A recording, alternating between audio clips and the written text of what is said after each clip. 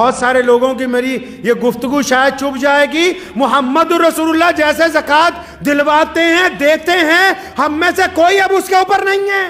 کہاں لکھا ہے کہ ایسے زکوٰۃ بانٹو جس طرح تم بانٹ رہے ہو، جیسے آپ زکوٰۃ بانٹ رہے ہو؟ پچھلے 75 سالوں میں کوئی غریب ختم نہیں ہوا جیسے آپ زکوٰۃ بانٹ رہے ہو، کوئی عمارت مکمل نہیں ہوئی جیسے تم زکوٰۃ بانٹ رہے ہو، کسی کے گھر کے اندر خوشحالی نہیں آئی، کیونکہ زکوٰۃ دے تو رہے ہو، محمد رسول اللہ کے مطابق نہیں دے رہے۔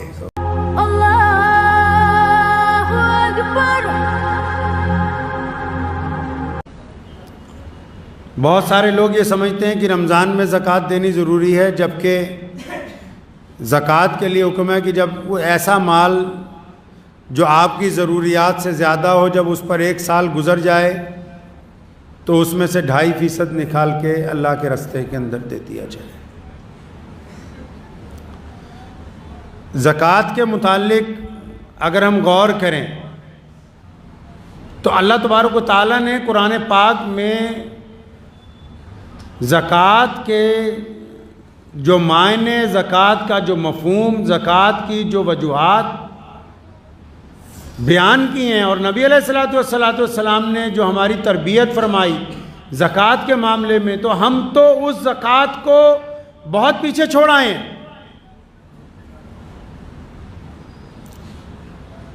اطمینان کے ساتھ زکوٰۃ کے موضوع کے اوپر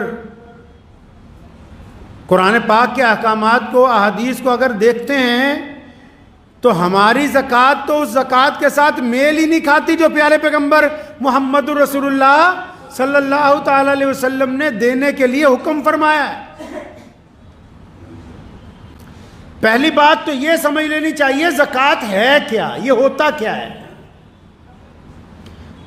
دیگر مذاہب میں بھی اس کا ذکر آتا ہے۔ اسلام نے اپنے بنیادی ارکان میں سے، یعنی جو بنیادی چیزیں ہیں، توحید کے بعد نماز، روزہ، حج، زکوٰۃ، اور بعض مورخین نے اور بعض ائمہ نے لکھا ہے کہ توحید نماز کے بعد پہلے زکوٰۃ ہے، پھر روزہ اور حج ہے۔ یہ اتنی بڑی بات جو ہے کہ پیارے پیغمبر صلی اللہ علیہ وسلم نے جس کے متعلق احکامات دیے گئے ہوں، قرآن پاک میں جس کا ذکر نماز کے ساتھ آیا ہو، قرآن پاک نے زکوٰۃ کا ذکر نماز کے بالکل ساتھ، جس طرح 2 سہیلیاں ہوتی ہیں، 2 بہنیں ہوتی ہیں یا 2 بھائی ہوتے ہیں، جوڑ کے قرآن پاک نے نماز کے بعد سب سے پہلے جس کا ذکر بالکل جوڑ کر کیا وہ زکوٰۃ کے بارے میں کیا۔ اب زکوٰۃ ہے کیا، زکوٰۃ دینی کس کو ہے، زکوٰۃ دینی کیسے ہے، زکوٰۃ دینے کی وجہ کیا ہے، زکوٰۃ بنائی کیوں گئی، زکوٰۃ کا معنی کیا ہے، یہ کچھ پتہ نہیں۔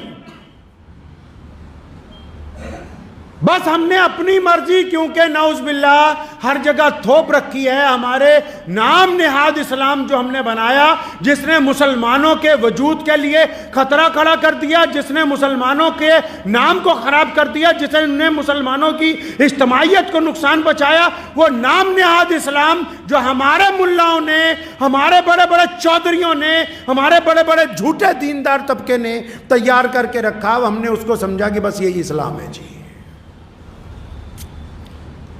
زکوٰۃ کے متعلق اگر آپ پیارے پیغمبر محمد رسول اللہ کے حکم پہ آ جائیں گے، پیارے اللہ تبارک و تعالیٰ کے حکم کے اوپر آ جائیں گے، تو مجھے یوں محسوس ہوتا ہے جیسے آدھی دنیا کے دانشور آپ کے خلاف ہو جائیں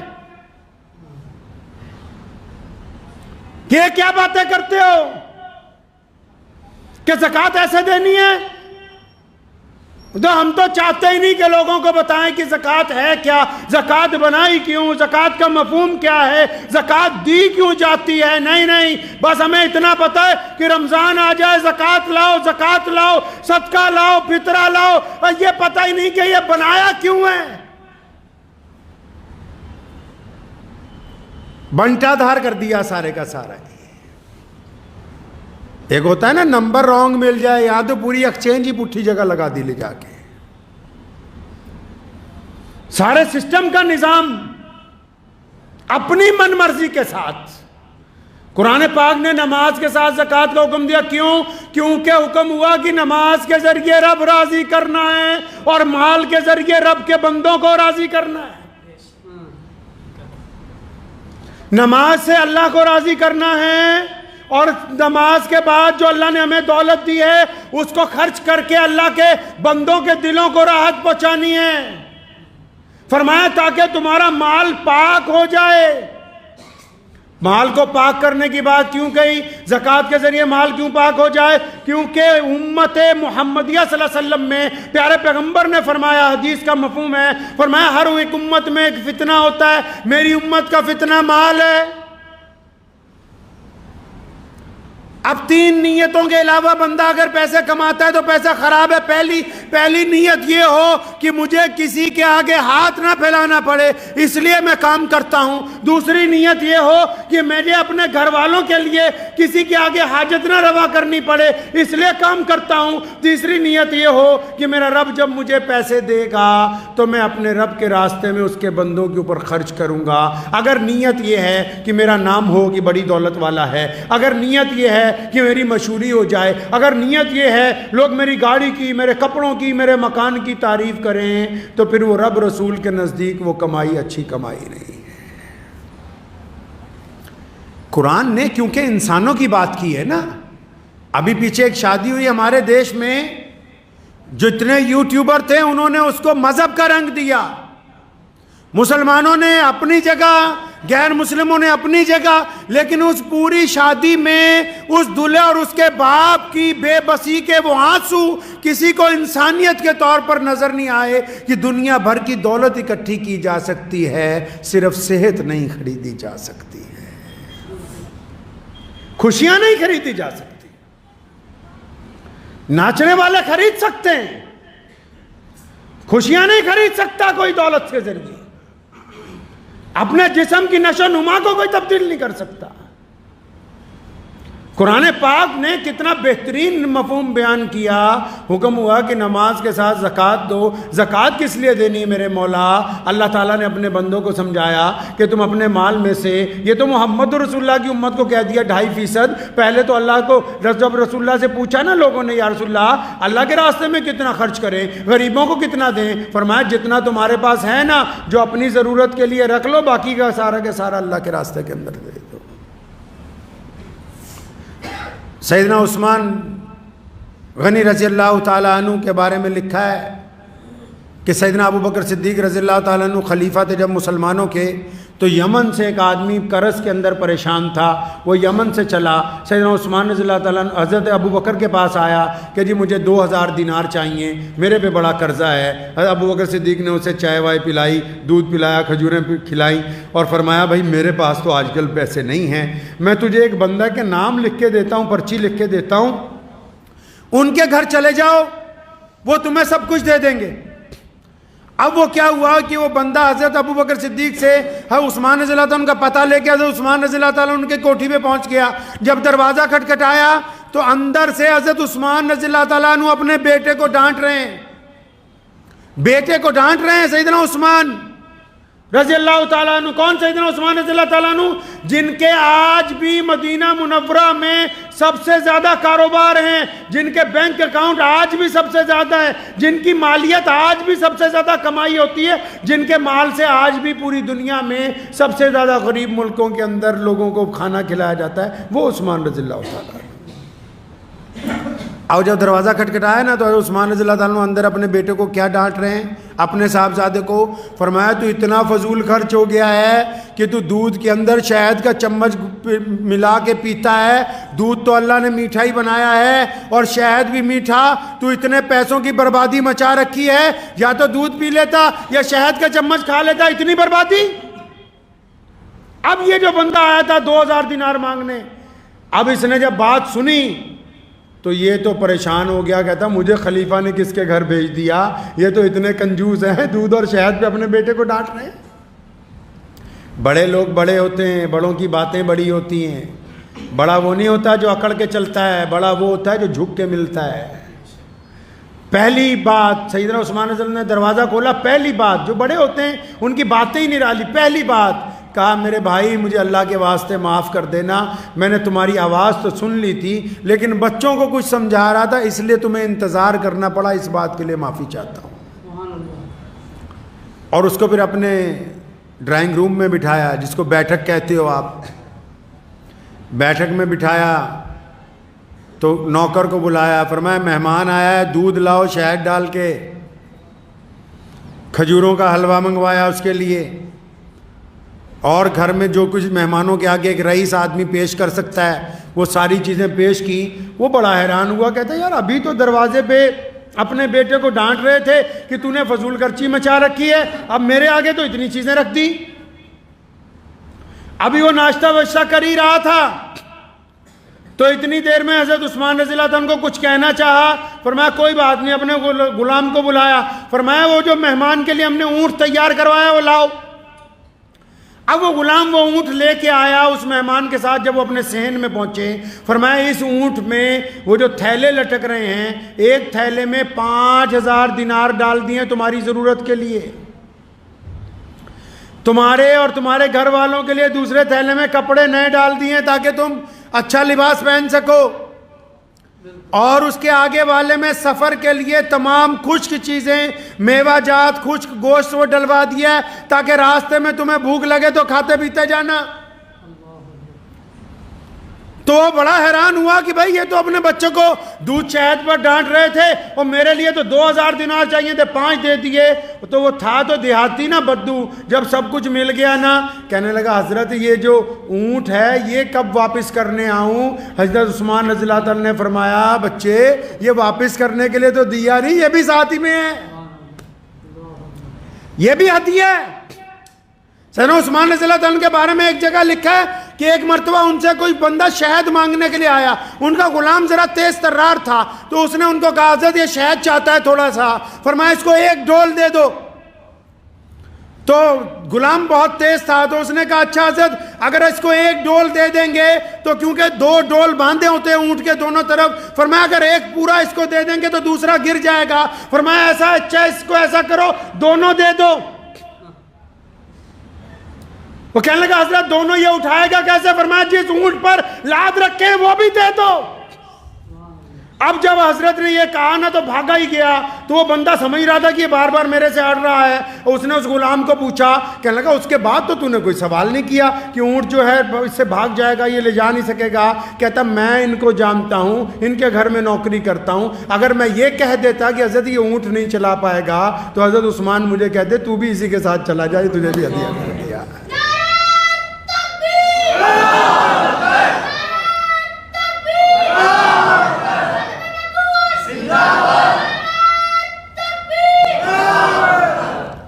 تو زکوٰۃ جو تھی اس لیے بنائی گئی تھی کہ اللہ تبارک و تعالیٰ آپ کے دلوں میں سے مال کی محبت کو ختم کر دے۔ پہلے زکوٰۃ کے مطلب سمجھ لو۔ زکوٰۃ اس لیے بنائی کہ آپ بھی دوسرے کے درد کو محسوس کر سکیں، آپ غریب آدمی کی تکلیف میں اس کے حصے دار بن جائیں، آپ مظلوم کی مدد کرنے والے ہوں، آپ جن کا کاروبار ٹھپ ہو گیا ان کے ساتھ کاندھے سے کاندھا ملانے والے ہوں۔ زکوٰۃ اس لیے تھوڑی بنائی کہ آپ بیٹھ جاؤ اپنی دکان کے اوپر اور 100 روپے سب کو بانٹتے جاؤ، اور وہ بھی آنے والا کہے حضرت اگلے سال میرا خیال رکھنا، اس نے بھی ارادہ کر رکھا ہے ساری زندگی مانگنے کا، تو نے بھی ارادہ کر رکھا ہے بیوقوفی کے ساتھ بانٹنے کا۔ اگر زکوٰۃ کو سنت کے مطابق لے آئیں گے نا، بہت سارے لوگوں کی میری یہ گفتگو شاید چپ جائے گی۔ محمد رسول اللہ جیسے زکوٰۃ دلواتے ہیں، دیتے ہیں، ہم میں سے کوئی اب اس کے اوپر نہیں ہے۔ پورے قرآن حدیث میں کہاں لکھا ہے کہ ایسے زکوٰۃ بانٹو جس طرح تم بانٹ رہے ہو، جیسے آپ زکوٰۃ بانٹ رہے ہو؟ پچھلے 75 سالوں میں کوئی غریب ختم نہیں ہوا جیسے آپ زکوٰۃ بانٹ رہے ہو، کوئی عمارت مکمل نہیں ہوئی جیسے تم زکوٰۃ بانٹ رہے ہو، کسی کے گھر کے اندر خوشحالی نہیں آئی، کیونکہ زکوٰۃ دے تو رہے ہو محمد رسول اللہ کے مطابق نہیں دے رہے ہو۔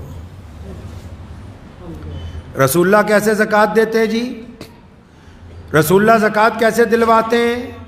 اس میں حیرت کی بات اور بتا دوں آپ کو، بڑی حیرت، اسلام کا پلر ہے زکوٰۃ، لیکن پیارے پیغمبر محمد رسول اللہ نے کبھی زکوٰۃ دی نہیں، کیونکہ ان کو دولت سے محبت تھی نہیں۔ جتنا آیا سورج غروب ہونے سے پہلے لٹا دیا اللہ کے راستے کے اندر، چاہے ابو ہریرہ ہوں اور چاہے مولا علی کرم اللہ وجہ ہوں، جو کچھ آیا سورج غروب ہونے سے پہلے اللہ کے راستے کے اندر لوٹا دیا۔ حضرت علی کو کسی نے پوچھا کہ مولا کیوں نہیں پیسے جمع کر کے رکھتے؟ فرمایا ٹھیک ہے، جائز تو ہے، اگر جمع کریں گے تو پھر حساب دینا پڑے گا۔ زکوٰۃ کیوں بنائی؟ اب سمجھو، زکوٰۃ اس لیے بنائی تھی کہ دولت مند آدمی کے دل میں مال کی محبت کم ہو جائے، کیونکہ مال فتنہ ہے۔ مال ہمیں کہتا ہے عیاشی کرو، مال ہمیں کہتا ہے کہ فالتو پیسے گھر پہ خرچ کرو، مال ہمیں کہتا ہے کہ دوسروں کے اوپر لٹاؤ، مال ہمیں کہتا ہے غیر ضروری دعوتیں کرو، مال ہمیں کہتا ہے کہ زنا کی طرف جاؤ، مال ہمیں کہتا ہے بدکاری کی طرف جاؤ۔ مال میں سے جب غریب کا حصہ نکالیں گے تب ہمیں کچھ عقل آئے گی کہ ہاں یہ صرف ہمارے لیے نہیں ہے، ہمارے رب نے اس لیے دیا ہے کہ ہم اس سے غریبوں کی مدد کر سکیں۔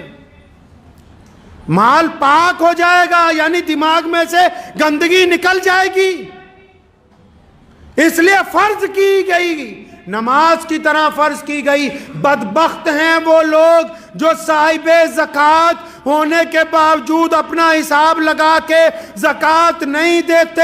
یاد رکھو، جو زکوٰۃ کو خود ہی کھا رہا ہے اس کی نسلوں کے اندر دین باقی رہنے کے امکانات کم ہو جاتے ہیں۔ کیوں؟ کیونکہ زکوٰۃ نہ دینے کی وجہ سے، بدبختی کی وجہ سے گھر کے اندر غربت آ جاتی ہے، جہالت آ جاتی ہے، وہم پیدا ہو جاتا ہے۔ اب رسول اللہ کیسے زکوٰۃ دیتے تھے سنو۔ رسول اللہ فرماتے تھے، اسلام نے جو شریعت میں آئیڈیل دیا زکوٰۃ کا نا، ہم میں سے کوئی اس پر نہیں ٹکا ہوا۔ کیا آئیڈیل ہے جی زکوٰۃ کا؟ محمد رسول اللہ نے سیدنا ابو بکر کی ڈیوٹی لگا رکھی ہے، سیدنا بلال رضی اللہ عنہ کی ڈیوٹی لگا رکھی ہے، ابو ہریرہ کی ڈیوٹی کیا ڈیوٹی ہے جی؟ کہ زکوٰۃ اکٹھی کر کے یہاں لاؤ مسجد نبوی میں۔ زکوٰۃ کو سینٹرلائز کیا، اکٹھا کیا زکوٰۃ۔ کون کہتا ہے زکوٰۃ صرف پڑھانے کے لیے دینی چاہیے؟ لوگ کہہ رہے ہیں کہ صرف مدرسوں میں دو۔ جو دوسرے لوگ ہیں ماڈریٹ زکوٰۃ فنڈ جنہوں نے بنا رکھے ہیں، وہ کہہ رہے ہیں صرف ہمیں دو، ہم یونیورسٹیاں بنائیں گے، کالج بنائیں گے۔ کہاں کس کتاب میں لکھا ہے کہ زکوٰۃ تمہیں پڑھانے کے لیے دینی ہے؟ محمد رسول اللہ نے زکوٰۃ کا مرکز بنایا۔ کیوں مرکز بنایا؟ کیونکہ اس محلے کی زکوٰۃ جب اس مسجد میں اکٹھی ہوگی، حضرت عمر ثانی عمر بن عبدالعزیز رحمۃ اللہ علیہ فرمایا کرتے تھے، جب زکوٰۃ اکٹھی ہو جائے نا تو جس کاروباری کا بھٹا بیٹھ گیا ہے، جس کاروباری کے اوپر اتنا قرض آ گیا کہ دکان بند ہو گئی ہے، جس مسلمان کے پاس اتنے پیسے بھی نہیں کہ وہ دہاڑی بھی کر کے اپنا روزگار نہیں چلا پاتا، تمہارے پڑوس میں جو ایسا بندہ ہے جس کے پاس کاروبار سرے سے ہے ہی نہیں، جو ایک ریڑھی لگانے کے قابل بھی نہیں ہے، یک مشت ایک آدمی کو ہر سال اتنی زکوٰۃ دو کہ اگلے سال وہ زکوٰۃ دینے والوں میں شامل ہو جائے۔ کیسے زکوٰۃ بانٹ رہے ہو؟ کیا رسول اللہ کی سنت ہے یہ؟ کس کتاب نے کہا کہ یہ سنت ہے؟ زکوٰۃ اس لیے بنائی گئی تھی کہ لوگوں کو غربت سے اٹھانے اور دی ہے۔ سیدنا ابو بکر سے لے کے خلفائے راشدین نے، عمر بن عبدالعزیز رحمۃ اللہ علیہ تک اتنا زکوٰۃ کا سینٹرلائز مسلمانوں نے کیا، اتنی مرکزیت زکوٰۃ کی بنائی کہ آخر ایک وقت آ گیا، خلیفہ کے پاس زکوٰۃ بچ گئی کئی کروڑ روپے، اٹھا کے شام بھیجی۔ شام کے گورنر نے چٹھی لکھ کے واپس بھیجی کہ حضرت ہمارے یہاں تو کوئی زکوٰۃ لینے والا نہیں۔ پھر زکوٰۃ اکٹھی کر کے یمن بھیجی، یمن کے گورنر نے چٹھی لکھ کے بھیجی ہمارے یہاں تو کوئی زکوٰۃ لینے والا نہیں۔ پھر زکوٰۃ اکٹھی کر کے افریقہ بھیجی، اس نے کہا جی ہمارے یہاں تو کوئی کیوں؟ کیونکہ زکوٰۃ کو ہر سال انہوں نے مرکزیت بنا کے اپنے علاقے میں سے غربت کو دور کی۔ معاف کرنا، آج کے لوگ غربت کو قائم رکھنا چاہتے ہیں، یہ زکوٰۃ کو تماشبینی کی طرح دینا چاہتے ہیں، یہ غربت نہیں دور کرنا چاہتے، یہ اپنا نام و نہاد چاہتے ہیں۔ یہ جتنے بڑے بڑے چودھریوں کے پاس، گستاخی کی معافی سے کہہ رہا ہوں، جو بڑے بڑے ادارے بھی بن گئے نا، ان کے اپنے مولوی بھوکے مر رہے ہیں، قرض میں ڈوبے ہوئے ہیں، سود پہ پیسے لے لے کے مرنے کے لیے تیار ہیں، خودکشیاں کر رہے ہیں، اور تم زکوٰۃ کے اوپر سانپ بن کے بیٹھے ہوئے ہو کہ نہیں یہ تو پڑھائی پر۔ کس پڑھائی پر؟ اسلام نے کہا کہ جو غریب ہے اس کو اتنا دو، اتنا دو، اتنا دو کہ آئندہ سال یہ خود اپنے بچوں کو پڑھائے، یہ خود دوسروں کو زکوٰۃ دے، یہ خود اپنی بیوی بچوں کا خرچ اٹھائے۔ تم چاہتے نہیں، تم کہتے ہو کہ بس غریب کے بچے کو 3 وقت مدرسے میں روٹی کھلائیں گے، اس کی غربت نہیں دور ہونے دیں گے ہم۔ زکوٰۃ کا تماشا کھیل بنا دیا زکوٰۃ کو. ارے اس حد تک گر گئے ہیں ہم تو. فطرہ رکھا تھا اس لیے کہ چلو روزے کا کفارہ ادا ہو جائے گا, کسی غریب کی جھولی میں کچھ چل جائے گا. ایتھے تا عید آن تو پہلے ہی فطرہ کھچ کے لے جانے ہیں کہ کسی غریب کے منہ میں نہ ڈال دے, بھیا یہ ہمارے پاس پہنچا دے بس. آپ یہ دیکھیں کہ جس دین کا پوری دنیا میں چرچا ہے, جس دین کا نظام کائنات میں سب سے اعلیٰ ہے, جس دین کے خلاف دشمن اس طرح سازشیں کرتا ہے, روکنا کیسے؟ اس دین میں عبادت کے ساتھ مال کی ادائیگی اس حساب سے رکھی گئی تھی کہ تمہاری صفوں میں کوئی غریب نہ رہے, تمہاری صفوں میں کوئی محتاج نہ رہے, تمہاری صفوں میں کوئی ضرورت مند نہ رہے, تمہاری صفوں کے اندر کوئی مانگنے والا باقی نہ رہے. ہم نے اس نظام کو چھوڑ دیا. ہم نے سوچا صرف نماز پڑھنی ضروری ہے, زکوٰۃ تو ہم ایک ایک روپیہ کر کے بانٹیں گے. تمہارا سکا بھائی غریب ہے, سکی بہن غریب ہے, تمہارا چچا غریب ہے, تمہارا تایا غریب ہے, تمہارا ماموں غریب ہے, تو اسے زکوٰۃ دینے کے لیے تیار نہیں ہے کہ 1 سال کی اکٹھی زکوٰۃ 2-4 لاکھ اس کو دے دوں, یہ سنبھل جائے. نہیں, تو کہہ رہا ہے جی میں 2-2 ہزار کر کے بانٹوں گا. اللہ اکبر. یہ زکوٰۃ کا نظام اسلام کے اندر تمہیں سمجھایا کس نے؟ اور زکوٰۃ تو یہ صرف وہ فرض ہے جو مالداروں پہ دینی. اس کے بعد بھی قرآن نے کہا کہ جو دینا اللہ کے راستے میں اور دو, رکو نہیں, اللہ سے کاروبار کرو, رکو نہیں اللہ کے راستے کے اندر مال خرچ کرنے سے. ہم نے زکوٰۃ کے ساتھ کیا کر دیا؟ زکوٰۃ کے ساتھ بہت سارے تو ایسے ہو گئے کہ جی زکوٰۃ دینے کی ضرورت ہی نہیں ہے. عام سے محاورے کے ساتھ سمجھ لیجئے, آپ کے کوئی جسم پر زخم ہو گیا, آپ ڈاکٹر کے پاس چلے گئے, ڈاکٹر نے کہا چیرا لگائیں گے تو یہ 2-3% خون جو ہے 2-4 قطرے خون کے نکل جائیں گے تو یہ آپ کا زخم ٹھیک ہو جائے گا. تو آپ ڈاکٹر کو کہا کیوں؟ میں تو اپنے 2.5 قطرے خون کے نہیں دے سکتا ہوں کیونکہ جسم بھی میرا, خون بھی میرا. اور ڈاکٹر کہتا چلو کوئی بات نہیں. اب 2 مہینے بعد گئے تو پورا پیر ہی خراب ہو گیا. ڈاکٹر نے کہا جی پیر کاٹنا پڑے گا تو باقی جسم بچ جائے گا. نہیں جی, پیر بھی میرا, ہڈی بھی میری, میں تو نہیں کٹواتا. کرتے کرتے اس زخم کی وجہ سے موت آ گئی. یہی زکوٰۃ ہے, دیسی زبان میں سمجھ لو. اللہ نے کہا مال کو پاک کر لو, دوسروں کی ضرورت کو سمجھ لو. ہم نے کہا 2.5% نہیں دینی, مت دو. نہ دینے کی وجہ سے مال کم ہونا شروع ہو جائے گا, نہ دینے کی وجہ سے نقصان شروع ہوگا, نہ دینے کی وجہ سے نحوست شروع ہوگی. کرتے کرتے جو 2.5% دینے سے برکت آنی تھی اس سے بھی چلے گئے. بڑی بڑی فیکٹریوں کو تالے لگ گئے ہیں مسلمانوں کی, جو کل تک یہ کہتے تھے کہ زکوٰۃ دینے کی ضرورت نہیں ہے, آج سڑکوں پہ بیٹھے ہوئے بھیک مانگ رہے ہیں لوگوں کے سامنے. اس لیے ذہن نشین کر لیں, میرا مقصد آج کے بیان کا یہ نہیں ہے کہ آپ مدرسے والوں کو اور لوگوں کو مت دیں, لیکن زکوٰۃ کو کم از کم اپنے محلے میں تو مرکزیت بناؤ. جتنے آنے والے ہیں ان کو بھی کچھ دو, لیکن جو تمہارے پڑوسی غریب ہیں ان کو تو صاحب نصاب بنا دو. جن بچوں کے ماں باپ غریب ہیں ان کو تو صاحب نصاب بناؤ. جن کے گھروں کے اندر ضرورت ہے ان تک تو مال پہنچاؤ. جو زکوٰۃ کے مقصد تھا کہ ہم نے معاشرے میں سے, سسٹم میں سے, سماج میں سے غربت کو دور کرنا ہے, آپ نے زکوٰۃ کے اس نظام کو چھوڑ دیا. آپ دوسری طرف چلے گئے, آپ زکوٰۃ کو 1-1 روپیہ کر کے بانٹنے لگے.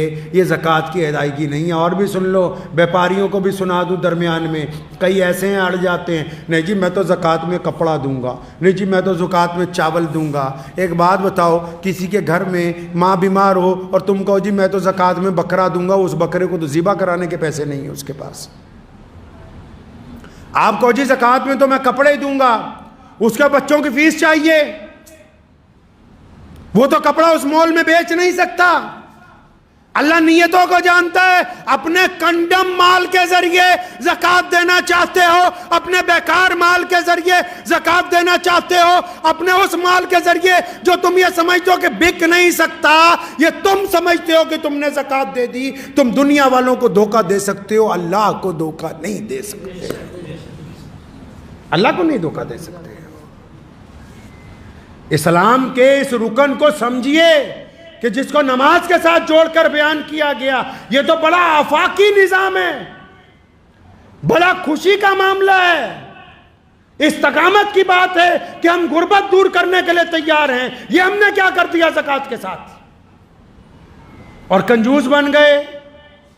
بھلے شاہ نے کیا نا کہ محلہ والے سخی نہیں ہوندے, ਮਾਲਾਂ ਵਾਲੇ ਸਖੀ ਨਹੀਂ ਹੁੰਦੇ, ਸਖੀਆਂ ਕੋਲ ਮਾਲ ਨਹੀਂ ਹੁੰਦੇ।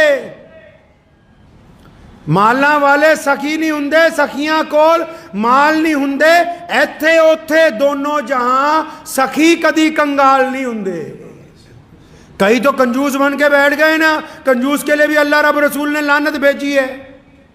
पैसे हैं, दिल चाहता है कि खर्च दूं, माल की मोहब्बत ने रो रखा है, हाय मेरे पैसे, हाय मेरे पैसे। कुरान ने कहा है कि तू ज़कात नहीं देता, और ये जिन पैसों पर फख्र करता है, जिस सोने चांदी पर फख्र करता है, जो डलियां छुपा छुपा के रखता है सोने की, फरमाया जब मर जाएगा, जब अजाब दिया जाएगा, इन्हीं को लकड़ियों की तरह दहकाएंगे कि ले उस सोने चांदी का मज़ा चख ले जो अपने लिए जमा करके रखता था। यार सिस्टम समझ नहीं आता। आपको बैंक वाला आके बोलता है कि 1 लाख रुपए साल दो, ये स्कीम है, इतने फ़ायदा होगा। तो ये जो स्कीम अल्लाह ताला ने चला रखी है, आपको ये ज़्यादा अच्छी नहीं लगती? 700 गुना फ़ायदा अल्लाह से सौदेबाजी का, अल्लाह से मामले का 700 गुना फ़ायदा, कई 70 गुना फ़ायदा, कई लाख गुना फ़ायदा कि बस अल्लाह के रास्ते में देना है। और फ़ायदा कब होने वाला है जी? ये बैंक जो आपके मरते ही आपके नॉमिनी को पैसे देगा। जिस बैंक में आपका खाता है ना, जब आपका इंतकाल हो जाएगा, नॉमिनी मतलब जिसका नाम आपने भरा हुआ है, उसको आपके हिस्से के पैसे मिलेंगे। लेकिन वो जो खाता अल्लाह के पास चल रहा है, जब आप अल्लाह के हुजूर पेश होंगे, आपके खाते की नेकियां आप ही को मिलने वाली हैं, आपको मिलने वाली हैं आपके खाते की नेकियां। तो ज़हन नशीन कर लें इस बात को कि ज़कात के निज़ाम को रब रसूल के हुक्म के मुताबिक अदा करें। ये ना हो कि अब जैसे हम किसी के पास चले जाएं और पूछने लगें, कोई साहब किसी के पास गए और वो हज़रत जी ज़कात देनी थी 2-4 लाख रुपया, 1 आधा घंटा उसने अपनी बात बताई, अब वो हज़रत जी कहने लगे जी यहीं दे जा हमारे मदरसे में ही। मुझे अच्छी तरह याद है, वालिद मोहतरम शेर इस्लाम मौलाना हबीबुर रहमान सानी लुधियानवी रहमतुल्लाह अलैह के पास हमने तरबियत के वक्त गुजारे हैं। एक साहब का फ़ोन आया तो उन्होंने कहा जी इतने लाख रुपए ज़कात हम देना चाहते हैं आपके मदरसे में। तो अब्बा जान रहमतुल्लाह अलैह उससे पूछने लगे कि भाई क्या तेरे रिश्तेदारों में यार कोई गरीब ही नहीं है? तुम्हारे पड़ोस में कोई गरीब ही नहीं बचा? तो कहने वाला खामोश हो गया। तो कहने लगा नहीं हजरत हैं। तो फरमाया पहले उनकी जरूरत को, इस्लाम इसका नाम है कि इसको उस तरह कायम करो जिस तरह मुहम्मदुर रसूलुल्लाह ने किया। अगर कोई बंदा रब रसूल की बात करता हुआ भी अपने मफादात पे आ जाए तो खुदा की कसम खुदा के नजदीक वो बेईमान है, ईमानदार हो नहीं सकता है, वो ईमानदार नहीं हो सकता। अल्लाह ताला जैसे चाहते हैं कि मेरे बंदों को मेरे रसूल की बात जिस तरह बताई जाए, जो बात अल्लाह तबारक व तआला ने अपने बंदों को समझाई, वही बात जिंदगी के मामलात में होनी चाहिए। आप रमजान में ज़कात दे रहे हैं, अच्छी बात है। ज़कात 365 दिनों के बाद दी जाती है, 1 साल के बाद। ठीक है, आपने निज़ाम बनाया रमज़ान में ही देंगे, लेकिन ज़कात देने से पहले कभी अपनी मस्जिदों के अंदर बैठो, अपने मोहल्लों में सिर जोड़ के एक दूसरे के साथ बैठो कि प्यारे पैगम्बर ने ज़कात का मरकज़ियत को कायम किया और प्यारे पैगम्बर ने ज़कात के पैसे पहले कर्जदारों पर खर्चे हैं। सुन लो मॉडरेट मुसलमानों और बड़े बड़े तालीमी इदारे चलाने वालों, ये जिन गरीब बच्चों को पढ़ाने की बात करते हो, पहले इनके माँ बाप की गुर्बत खत्म करने की बात करो। रसूलुल्लाह सल्लल्लाहु अलैहि वसल्लम ने ज़कात के पैसे सबसे पहले किन पर खर्चे गए जी? जो लोग कर्जदार हो गए, जिनका कारोबार बंद हो गया, जिनको स्टैंड करना है। और फिर इस हिसाब से उस ज़कात को बांटा गया कि एक वक्त आया कि आज उस ज़मीन के ऊपर जहाँ से अल्लाह ने ज़कात को फ़र्ज़ किया, मक्का मुकर्रमा में, मदीनतुल मुनव्वरा में, आज अरब की ज़मीन पर उसके साथ लगते मुल्कों पर कोई ज़कात लेने वाला है नहीं है।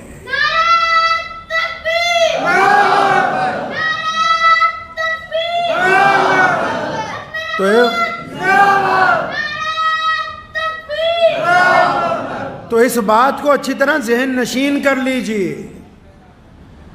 کہ ٹھیک ہے کہ پیسے بانٹ رہے ہیں، مثال کے طور پہ آپ کے محلے میں 50 لاکھ زکوٰۃ اکٹھی ہوتی ہے، 10 لاکھ روپیہ سفیروں کے لیے رکھ لیجئے کہ جو بھی جہاں سے آئے گا ہم اس کو خالی نہیں جانے دیں گے، اور لیکن 40 لاکھ روپیہ تو انہیں 1-2 غریب لوگوں کو دو جن کا کاروبار نہیں ہے، جن کی دکان بند پڑی ہوئی ہے، جن کے گھر کے اندر بیماریاں ہیں، جن کے پڑھے لکھے بچے موجود ہیں، نوکریاں ان کے پاس نہیں ہیں، ان کے اوپر پیسہ لگاؤ، ان کو کام کر کے دو، مانیٹری کمیٹی بناؤ جو دھیان رکھے کہ یہ پیسے کا صحیح استعمال کر رہے ہیں تاکہ اگلے سال وہ بھی تمہیں 10,000 زکوٰۃ دینے والے بن جائے۔ اپنے نظام کو درست کریں۔ اگر واہ واہی لوٹنے کے لیے پیسے خرچنے تو ان پیسوں کا کوئی فائدہ نہیں ہے۔ بہت بڑے بڑے ہمارے چودھریوں کو تکلیف ہو گئی ہے یہ کہ جی ہماری واہ واہی ہو جائے، ہم نے یہ کر دیا۔ ارے مرنے کے بعد اس اولاد نے دعا بھی ڈھنگ سے نہیں کرنی۔ ہم جیسے مولویوں کے پاس آ جائیں گے، حضرت جی دعا کر دو، اس لیے پیسے وہاں خرچو جن کا فائدہ تمہیں مرنے کے بعد بھی ہونے والا ہے۔ جن پر خرچو گے وہ دعا نہیں بھی نہ کریں گے، ان کو جو فائدہ ہوگا اس کا ثواب آپ کی قبر میں آپ کو پہنچنے والا ہے۔ ذہن نشین کر لیجئے اس بات کو کہ ہم نے اپنے نظام کو درست کرنا ہے، پیارے پیغمبر حضرت محمد رسول اللہ صلی اللہ علیہ وسلم کے مطابق کرنا ہے۔ جس طرح نبی علیہ السلام زکوٰۃ دلوانا چاہتے ہیں، ہم ویسے زکوٰۃ دینے والوں میں شامل ہو جائیں۔ اور فطرہ جو ہے وہ روزے کا کفارہ ہے۔ روزے میں کئی بار کچھ نہ کچھ غلطی ہو جاتی ہے، لیکن فطرے کی 2 وجوہات ہیں، ایک تو روزے کا کفارہ، دوسرا فطرہ نماز سے پہلے اس لیے ادا کرنے کے لیے حکم ہوا کہ جب تم چلو گے نا تمہیں پتہ ہوگا یار آس پاس محلے میں کتنے غریب ہیں، کون سا ایسا محتاج ہے، سارا فطرہ اکٹھا کر کے اپنے گھر کا لے جا کے اس کے گھر میں دے دو گے، لفافے میں ڈال کے اس کے گھر میں ڈال دو گے۔ لیکن ہم نے فطرے کا بھی بنٹا دھار کر دیا، ہم نے کہا غریبوں تک تو یہ پہنچنے ہی نہیں دینا ہے، یہ تو بس تعلیمی اداروں کے اوپر لگائیں گے۔ اور خدا کا واسطہ ہے اسلام کو بدلنے کی کوشش کرو۔ نظام کو جو لوگ اسلام سے ٹکرائے ہیں وہ کامیاب نہیں ہوئے۔ سن لو کان سے، جو لوگ محمد الرسول اللہ صلی اللہ علیہ وسلم کے نظام کو بدلنا چاہتے ہیں وہ دنیا میں کامیاب نہیں ہو سکتے۔ یہ مسلمانوں کی بات کر رہا ہوں، جو یہ چاہتے ہیں جی ہم بڑے مولوی ہیں، ہم بڑے ادارے والے ہیں، ہم بڑے چودھری ہیں، ہم بڑی مسجد کے پردھان ہیں، ہم بتائیں گے اسلام تمہارے باپ کی جاگیر نہیں ہے۔ اسلام کے بارے میں اگر کوئی بتا سکتا ہے تو صرف محمد الرسول اللہ صلی اللہ علیہ وسلم۔ جس طرح انہوں نے کہا ہے اس طرح چلنا ہوگا، اور اگر رسول اللہ کے طریقے پہ چلو گے تو دنیا آپ کے آگے عزت کرے گی۔ رسول اللہ کی اتباع کرو گے دنیا آپ کی اتباع کرے گی۔ اگر نعوذ باللہ اسلام میں غنڈہ گردی کرنے کی کوشش کرو گے، اسلام میں جواز نکالنے کی کوشش کرو گے، مصلحت کے نام پر مسئلے بدلنے کی کوشش کرو گے، تو پھر یہ ہے اسلام تو قیامت تک قائم رہنا ہے، تمہارا وجود ختم ہو جائے گا، کوئی پوچھنے والا نہیں ہوگا۔ دعا کریں، وقت بھی ہو گیا۔ اللہ تبارک و تعالیٰ مجھے بھی آپ سب کو بھی زکوٰۃ صحیح طریقے سے ادا کرنے کی سمجھ عطا فرمائے، اپنے اپنے علاقوں میں مستحق لوگوں کو کم از کم ان کے اس قابل بنانے کی اللہ تبارک و تعالیٰ ہمیں توفیق عطا فرمائے۔ اور جتنے لوگ مدرسوں میں مال دیتے ہیں نا، اللہ نے تمہیں بہت دے رکھا ہے، مدرسے والے جب آئیں تو ان کو مطہر مال دیا کرو، مطہر مال دیا کرو، اپنا اچھا مال، بہترین، تاکہ قوم کے بچوں نے یہاں پڑھنا ہے۔ اور پھر جو زکوٰۃ لینے آ رہا ہے یا پھر زکوٰۃ اکٹھی کر رہا ہے یا کسی مدرسے کا سفیر ہے، جب رسید کٹوا لو تو اس کو بھی علیحدہ سے 500,000 روپے دو، کیونکہ اس کا تم پہ احسان ہے کہ وہ چندہ کرنے تمہارے دروازے تک آ گیا ہے۔ وہ سارا نظام غیر مسلموں کی اگر آپ عبادت گاہوں میں دیکھو گے نا، میں حیران ہو جاتا ہوں کہ اسلام کے مطابق جیسے جیسے ہم چاہتے تھے کہ رسول اللہ ویسے ہمیں سمجھائیں، ہم نے تو چھوڑ دیا، پوری دنیا نے اس کو پکڑا ہوا ہے۔ جو صاحب جو نصاب کو لینے کے لیے آپ کے پاس آ رہا ہے، زکوٰۃ اکٹھی کرنے کے لیے آ رہا ہے، اب تم نے سوچا اچھا اگر آپ ایمانداری سے اس کا بھی خیال رکھتے تو وہ بھی تمہارا مال ایمانداری سے پہنچا دیتا، کیونکہ تم ایماندار نہیں ہو تو پھر ان میں سے بھی کئی لوگ ایماندار نہیں ہیں۔ خدا کے واسطے اسلام سے کھلواڑ نہ کیجئے، اتنی پریشانیاں سر پر کھڑی ہیں، اتنے مقابلے ہیں، اتنے چیلنجز ہیں، صرف کرنا کیا ہے؟ رسول اللہ کی اتباع کرنی ہے، رسول اللہ کے حکم کے مطابق توحید پر چلنا ہے، رسول اللہ کے کہنے کے مطابق نماز پڑھنی ہے، رسول اللہ کے کہنے کے مطابق زکوٰۃ دینی ہے، رسول اللہ کے کہنے کے مطابق روزہ رکھنا ہے، رسول اللہ کے کہنے کے متعلق حج کرنا ہے۔ صرف رسول اللہ کے کہنے پر چل جاتے تو عزتیں ہمارے قدموں میں ہوتی، ہم نے اپنے اپنے تھوڑے تھوڑے مفاد کے لیے نبی نعوذ باللہ صلی اللہ علیہ وسلم کے احکامات کو چھوڑا، جب ان کو چھوڑا تو ہم کہیں کے نہیں رہے، دنیا نے ہمیں چھوڑ دیا ہے۔ دعا کریں اللہ تبارک و تعالیٰ اس پر عمل کی توفیق عطا فرمائے۔ وآخر دعوانا ان الحمد للہ رب العالمین۔